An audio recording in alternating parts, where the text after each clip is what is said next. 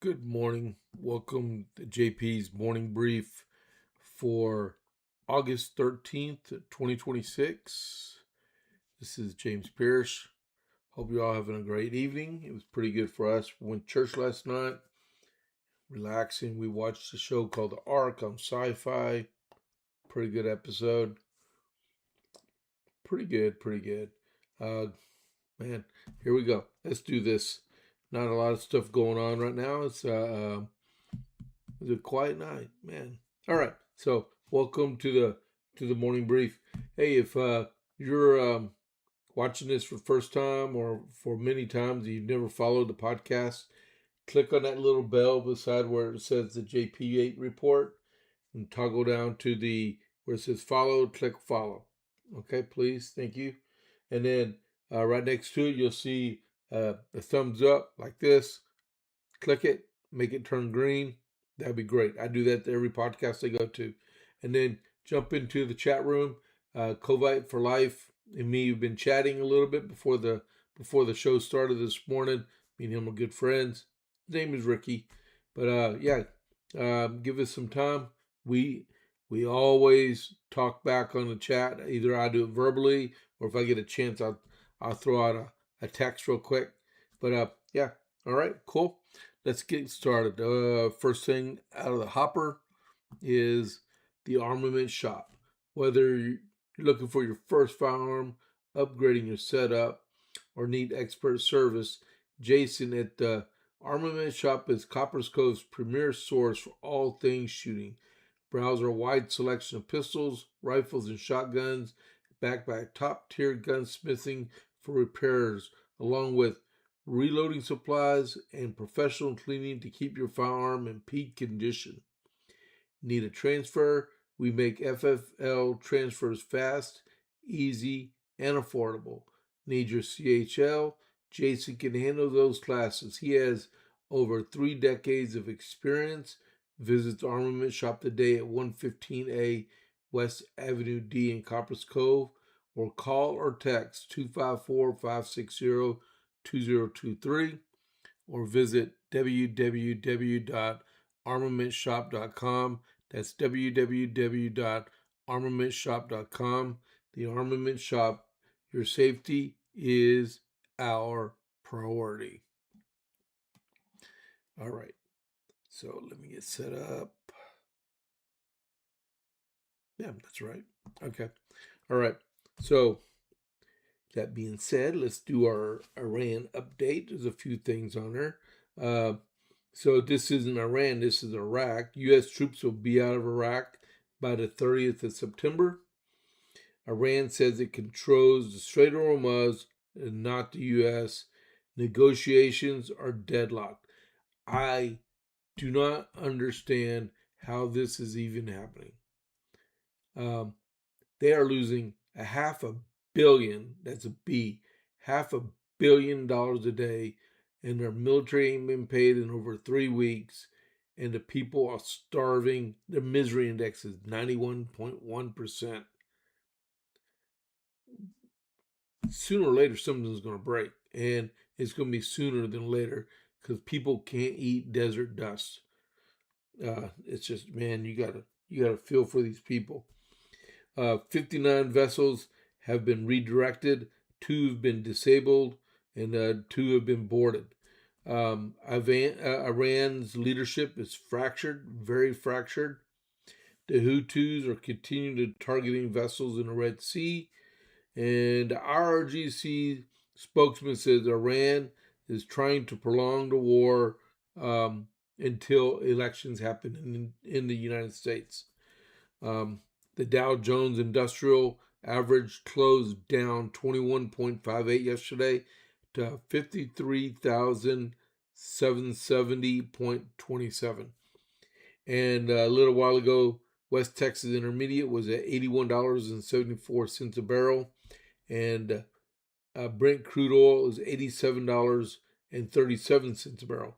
You can really tell if I'm doing this live or not, especially when I'm stumbling sometimes. But the price of oil, you go back to oilprices.com, you can see if I'm telling you the truth or not.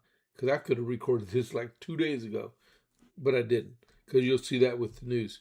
But yeah, that is your Iran update for this morning, and it'll be updated for the JP8 report. All right, so next is our announcements.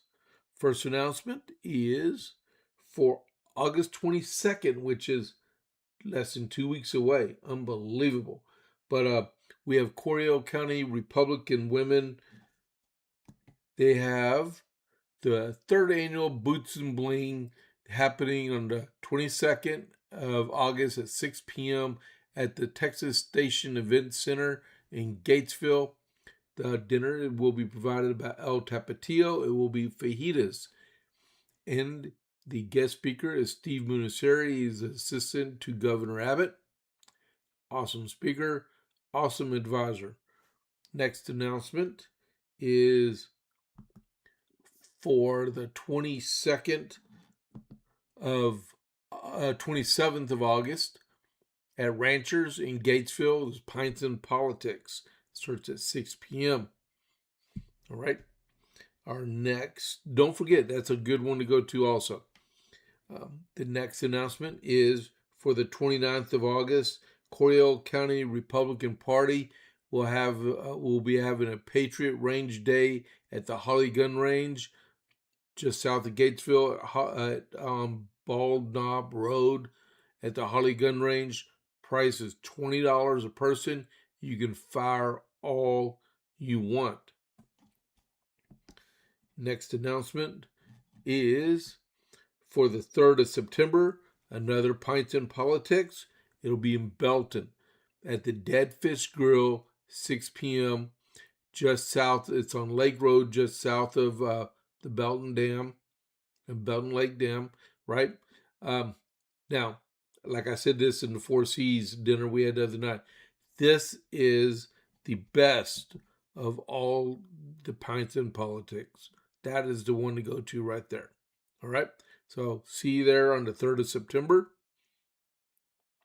And our final announcement is for the 26th of September, which is the Coryell County Republican Party annual fish fry.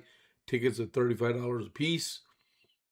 We'll be having catfish, hopefully fried by our county commissioners. That'd be great. If not, we'll be able to get a hold of it. We're gonna have a variety of auction items and stuff there.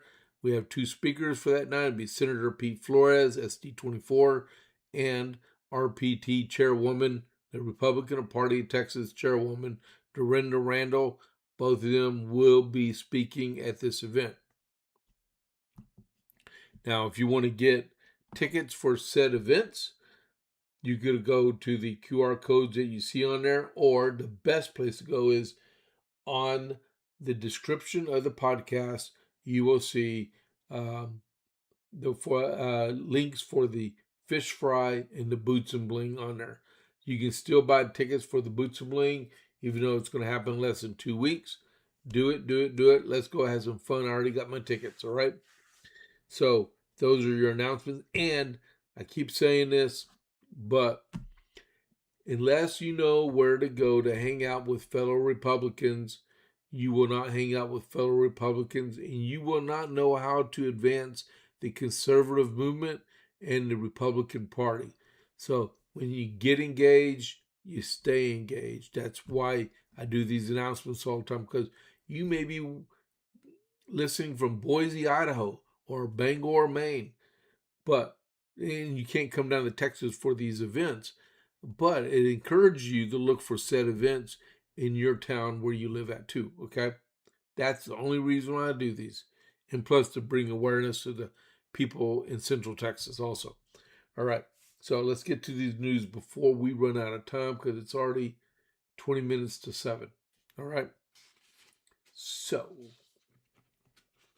first thing out of the hopper is yesterday afternoon, it was released from the White House that Caroline Leavitt is going to step down from being the press secretary for the President of the United States.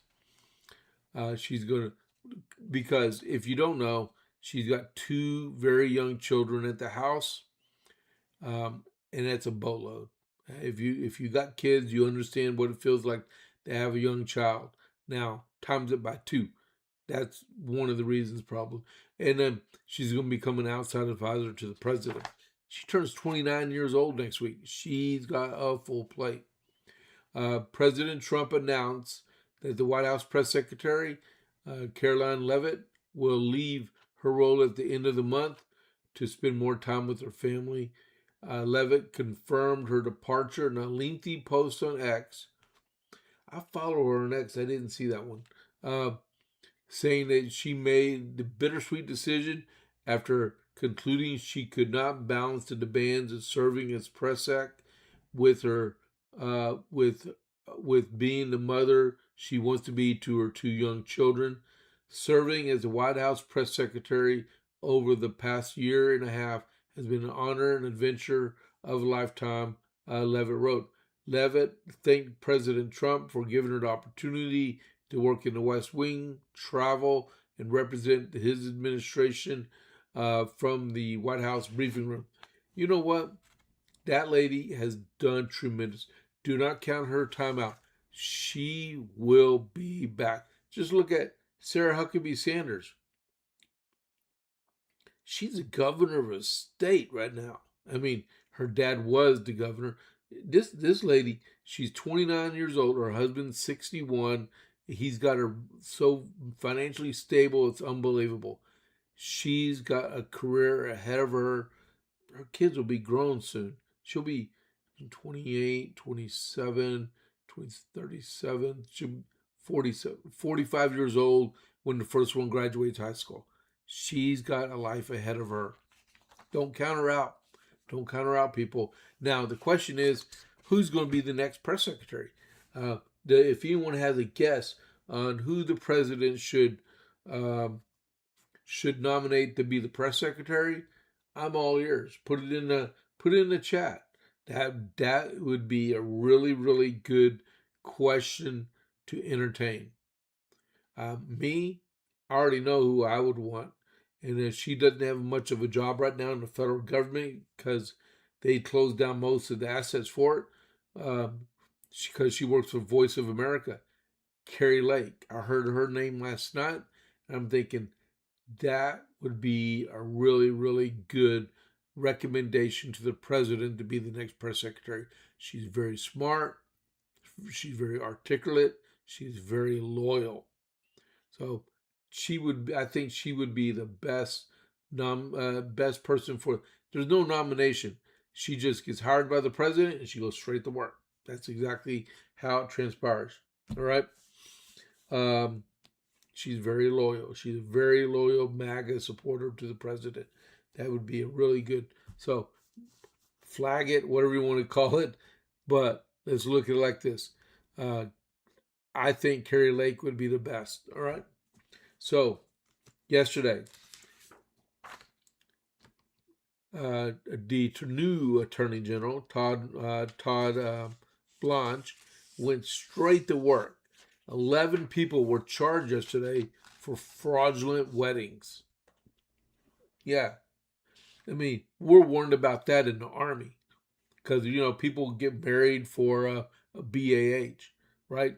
These people, unbelievable. I mean, I'm going to read some of this, but there were people getting married. They were spending $100,000 on fake weddings, right? They were getting prenups, where in the prenups it was saying, well, we agree to have separate living areas or separate residences to live at.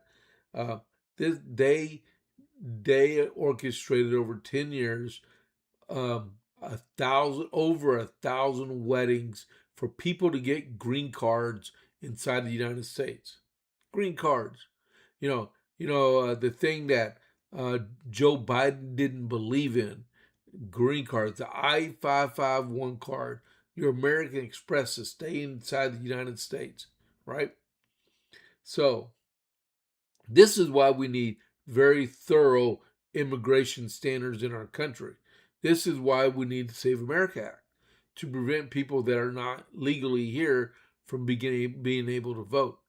This is how we keep people from getting married here, having a kid, and then going back to their home and then that kid being an anchor baby, so everyone can come back to the United States, and said person being raised in China can actually run for president in the United States because they were a citizen. This is the nonsense that goes through our country each and every day. All right. So the Justice Department announced charges on Wednesday against a group of 11 people who were allegedly tied to a decade-long marriage fraud network, allegedly involving over 1,000 sham weddings. The 2-count indictment charged the individuals with conspiring over the course of more than a decade to orchestrate over 1,000 fake marriages to fraudulently obtain immigration status for foreign nationals, primarily Chinese citizens. Some individuals paid up to $100,000 for their fake marriage. The network, which ran from at least 2016 to 2026, was based in New York City, but functioned nationally and arranged sham marriages between foreign nationals and United States citizens. I even saw a picture of a soldier, really, to a Chinese person. What kind of BS is that? That is intelligence gathering 101, man. The foreign nationals paid up to $100,000 for fake marriage, and American citizens tied to the scheme were paid $30,000 for their roles. Recruiters were paid as much as $5,000 for each citizen that agreed. This is crazy. The Department of Justice is rooting out fraud everywhere, including in our immigration system, Todd Blanche said in a statement. The individuals who were arrested today allegedly orchestrated elaborate schemes to illegally obtain citizenship for foreign nationals in sham marriages. Schemes like this are deliberate affront to the United States and our laws and will not be tolerated under the Trump administration. The defendants have been charged with 1 count of conspiracy to commit marriage fraud, immigration fraud, which convicted up to 5 years in prison. Wow. Unbelievable. I mean,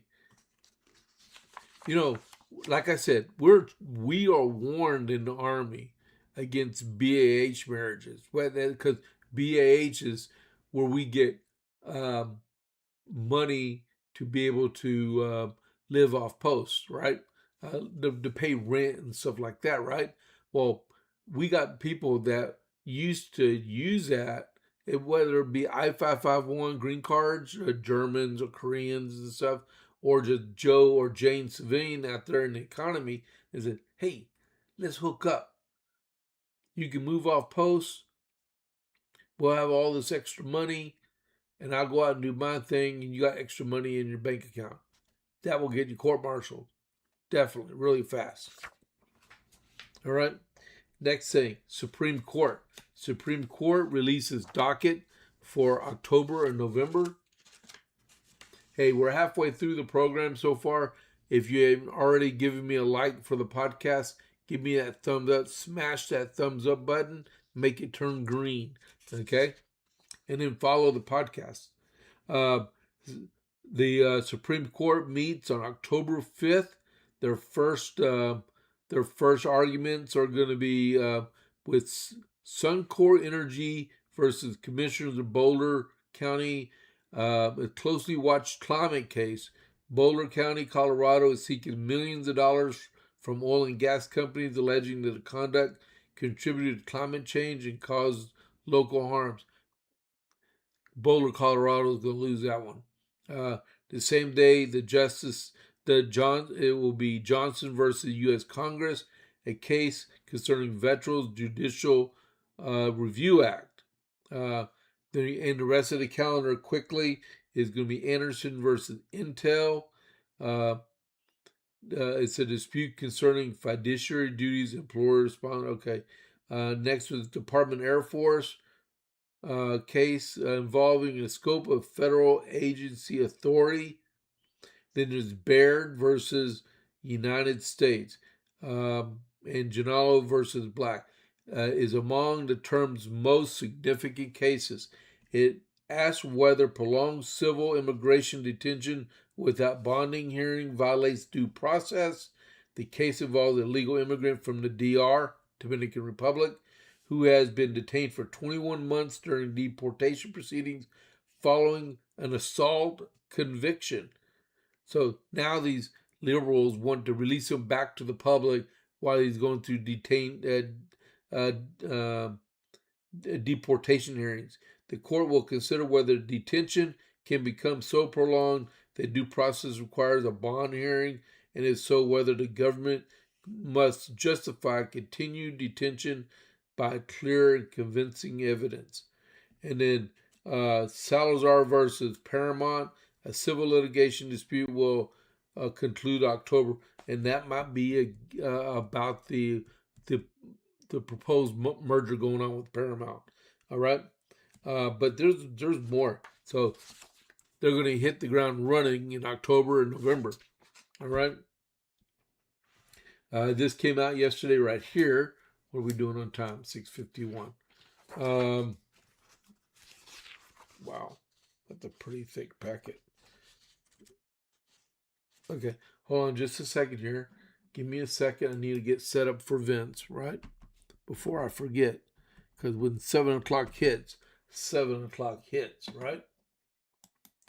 I should have done this a couple minutes ago. Vince looks like it's going to be good today.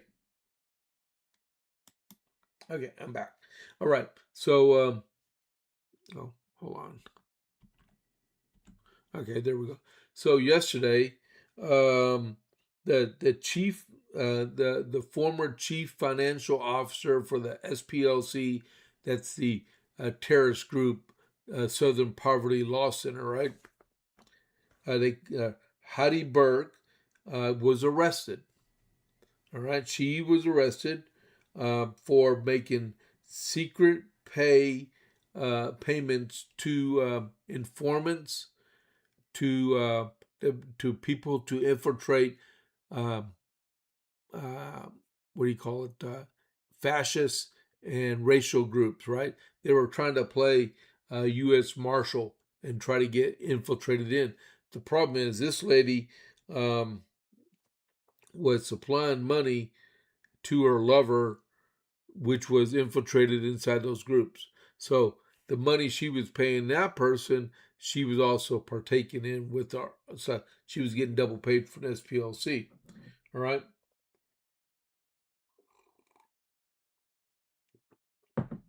Which is crazy. So a Southern, and she's supposed to go to, I think the days are hearing. The former Southern Poverty Law Center finance officer was charged Wednesday for her leading role in having a left-wing profit group secretly pay informants to participate in white supremacist groups. Heidi Burrich of Palm Springs made her initial, look at it, she's from California. Go figure. Made her initial appearance Wednesday in federal court in Riverside, California. According to her attorney, CNN reported that her arrest earlier that day. The superseding indictment naming Burrich, who was first unmasked by the Post in June, was filed in Middle District, Alabama. There's a new indictment to include the former CFO from SPLC, that's from Todd Blanche, the Attorney General, confirmed in an unrelated news conference at his headquarters, adding that there's been an arrest made and she's to appear in court. Her attorney said she's innocent and the case is without merit. Right? Yeah, sure. So Kash Patel said, Burrich is at the center of our ongoing investigation into SPLC, knowingly misled donors and believe their money is being used to dismantle violent extremist organizations, when in fact part of those donations were instead being used to pay senior leadership within the extremist groups. Pay for play type stuff.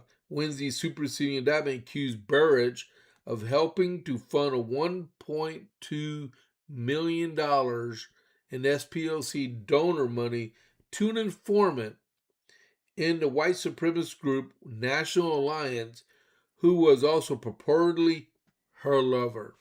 All right. On June 2nd, indictment named a person of interest would be the director, would become the director of SPLC's intelligence project as employee two. And Barrett served in that role from 2012 to 2019. She is dirty as they come. She needs to go to jail for a long time.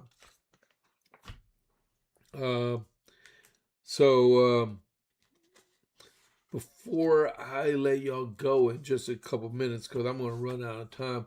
So, a few weeks ago, the president, they released a bunch of transparency related stuff about investigations into the president and other people from the Biden administration, what was going on and stuff, and in the first Trump administration. If you look in the comments section of the podcast, I put that link there. It goes to Just the News, and you will see a lot of links in there. Freely partake. I put it in the comments section so that it would not go away when the podcast ended, because we all know the live chat disappears, but comments stay forever, right? So this other one, really quick, I'm not even get to touch it hardly at all, but the FBI investigate. The FBI is corrupt, big time, right? If you did not know. But the FBI, and I heard about this last night on Hannity, because John Solomon was being interviewed by Hannity yesterday, and it was disparaging what was going on.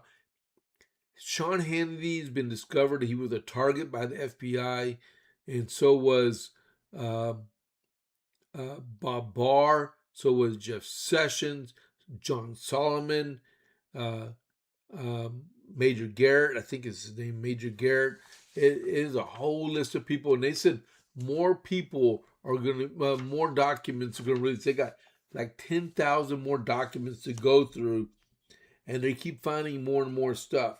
Okay, so quickly, the FBI and U.S. spies agencies received derogatory evidence about Joe Biden from 14 different informants, but embarked on a secret op to tamp down a Ukrainian corruption scandal engulfing his family during the 2020 election by formerly designated Attorney General Bob Barr, Secretary of State Mike Pompeo, and key members of Congress and journalists as Russian disinformation conduits, according to an explosive intelligence community document declassified by the White House.